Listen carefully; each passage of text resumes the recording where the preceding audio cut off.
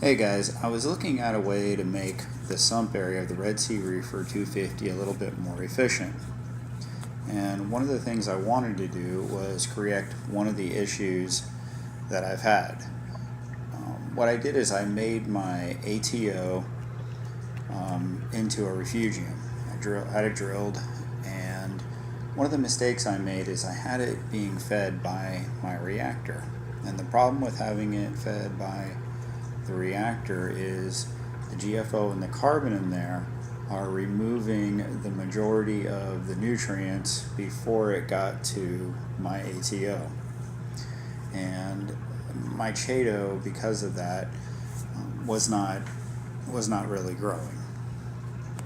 So now I'm building a manifold, and what I wanted to do is feed the display, the reactor if I keep it, as well as the Refugium. And one of the ways I made some room there is I've actually taken the Refugium out of the sump and put it alongside. The issue is I have the water draining now back into the same area that the display dumps into. And the problem with that is it comes right before the filter socks, if you can see right here. And the problem with that is if I get pods or something in there, if the pods come out of the tank, they're not going to go to my display, they're going to go and get caught in the filter socks. So what I'm wondering is if you guys would go ahead and just feed from the Refugium into the area here where the skimmer is, or would you go just behind that? If you're familiar with the Red Sea, there's an area where a sponge goes right before where the pumps are. You know, the return. Anyway, now I want to show you something that's actually, I think, kind of cool. In the area outside the sump, there's a space that's 13 inches by about 17 inches. And this is the area that I'm going to have my future Refugium on.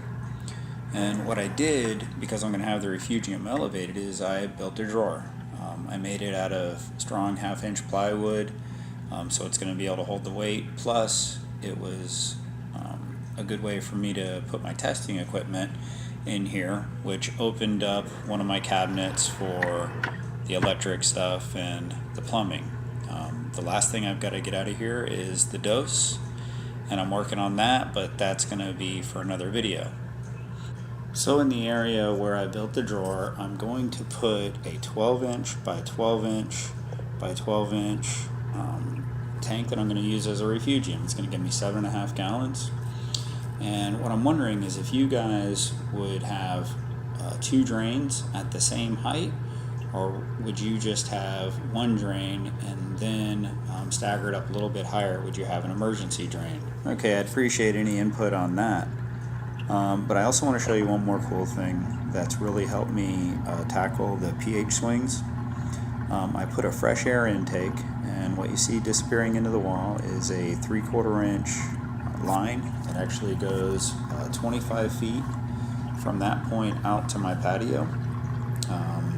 Then it goes down to this 1/2 inch inside diameter line, and then that 1/2 inch diameter line actually will hook the hose from my protein skimmer will actually fit inside that.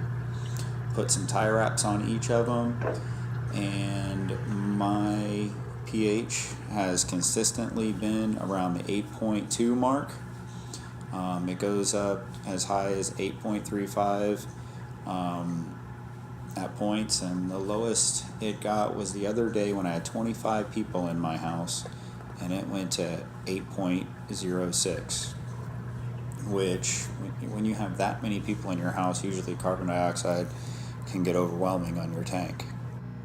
Anyway, I'm not going to hold you up anymore. If you have any questions, let me know. If not, like, comment, subscribe. I have more coming. Happy New Year. Bye-bye.